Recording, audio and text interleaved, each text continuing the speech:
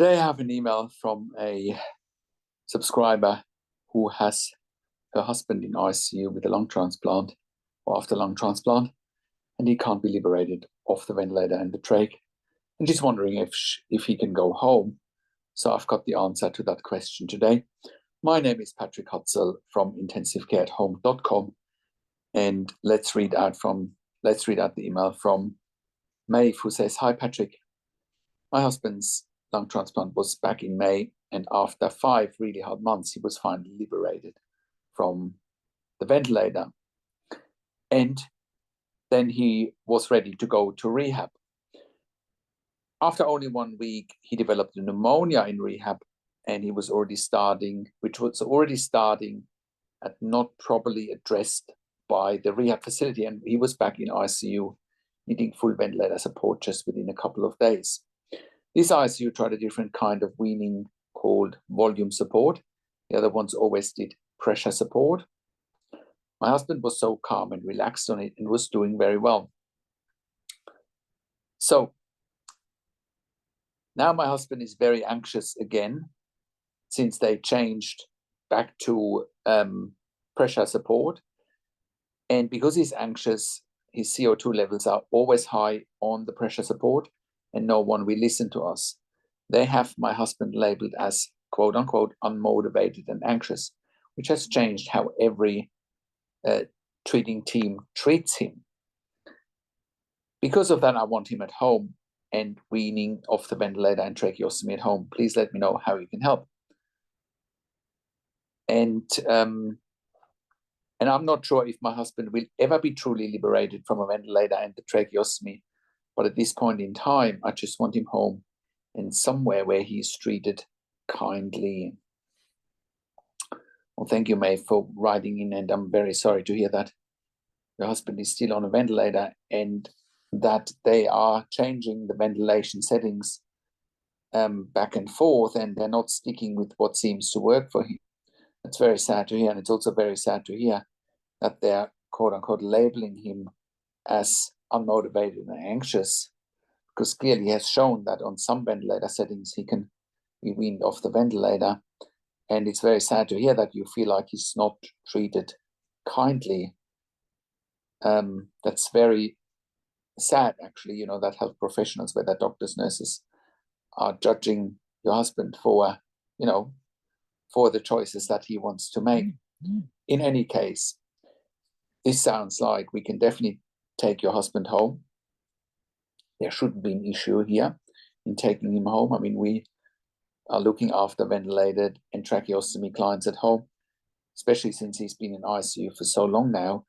The cost is spiraling out of control. Not that this should ever be a cost issue. It should be a patient care issue, not a cost issue. But if your husband is not on inotropes, if he's medically stable and the main issue is weaning off the ventilator, then absolutely we should take him home. We can set you up with the equipment that he needs: ventilators, suction machines, monitors.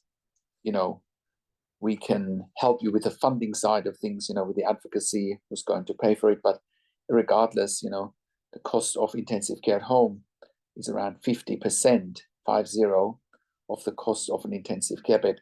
Therefore, it is a win-win situation, and it makes perfect sense.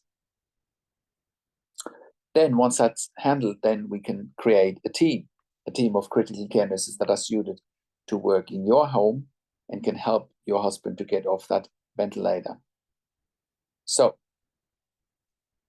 with all of that said, with intensive care at home, we are sending our critical care nurses into the home 24 hours a day, and therefore we are providing a genuine alternative to a long-term stay in intensive care for ventilation, tracheostomy, home BiPAP, home CPAP, ventilation without tracheostomy, tracheostomy without ventilation, home TPN, home IV potassium infusions, and home IV magnesium infusions. We're also providing ventilation weaning at home.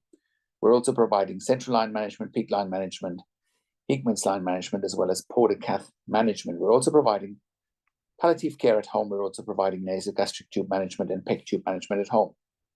We're also sending our critical care nurses into the home for emergency department bypass services. We have done so successfully as part of the Western Sydney Local Area Health District their In Touch program, saving approximately $2,000 per patient that we keep at home instead of going to the emergency department. And like I said, we're therefore also in a position to cut the cost of an intensive care bed by around 50%. An intensive care bed costs around $5,000 to $6,000 per bed day. Our service costs between $2,500 to $3,000 per bed day, and we're freeing up the most sought after bed in the hospital, which is the ICU bed. Most importantly, we're improving the quality of life of patients and their families. So it's a win-win situation for all stakeholders. With intensive care at home, we're currently operating all around Australia in all major capital cities, as well as in all regional and rural areas. We're an NDIS approved service provider all around Australia, TAC and WorkSafe in Victoria, iCare in New South Wales, NIISQ in Queensland, as well as the Department of Veteran Affairs all around Australia.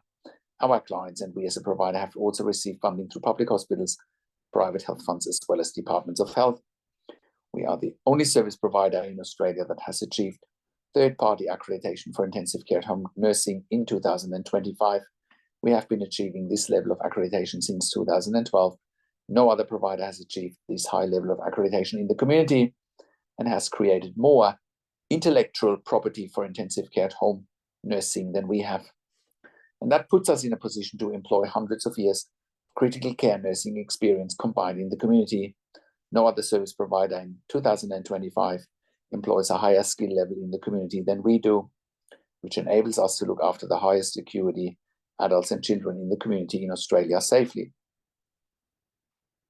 And if you're at home already and you're watching this and you realize that you don't have the right level of support, I'll give you a very tangible example today. One of our first clients over 10 years ago was a client who was at home on a ventilator with a tracheostomy with a support worker model 24/7. Of course, support workers cannot look after a client at home on a ventilator with a tracheostomy. That is like flying the airplane with the cabin crew instead of the pilot, because anyone on a ventilator with a tracheostomy is at very high risk of medical emergency or dying if they don't have critical care nurses looking after them 24/7, as is evidence-based and as is documented on the mechanical home ventilation guidelines that you can find on our website. So eventually this client found out about us. We were proving our concept with this client very quickly. And when we worked with the client, we sent him intensive care nurses 24 hours a day. He never ever went back into ICU ever again. And we were proving our concept there very fast. We can do the same for you if you're not safe at home, which includes the advocacy for funding that goes along with it.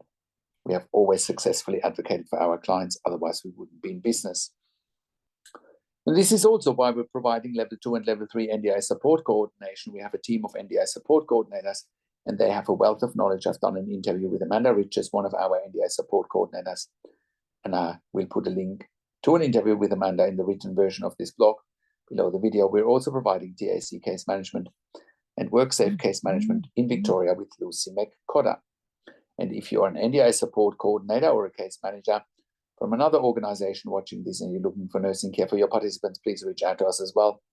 If you're looking for funding for nursing care for your participants and you don't know how to go about it and what evidence to provide, I encourage you to reach out to us as well.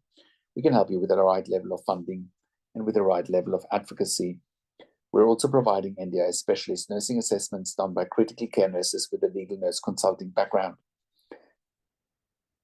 And if you are a critical care nurse and you're looking for a career change and you want to join a very progressive, dynamic, high-performing team of critical care nurses in the community, where we are employing hundreds of years of critical care nursing experience combined, and you're looking for a career change, we are currently hiring for jobs for critical care nurses in the home in Melbourne, Sydney, Brisbane, in Albury, Wodonga, in Bendigo, in Geelong, and in Warragul in Victoria. If you have worked in critical care nursing for a minimum of 2 years, pediatric ICU, ED, and you have already completed a postgraduate critical care nursing qualification, we will be delighted hearing from you.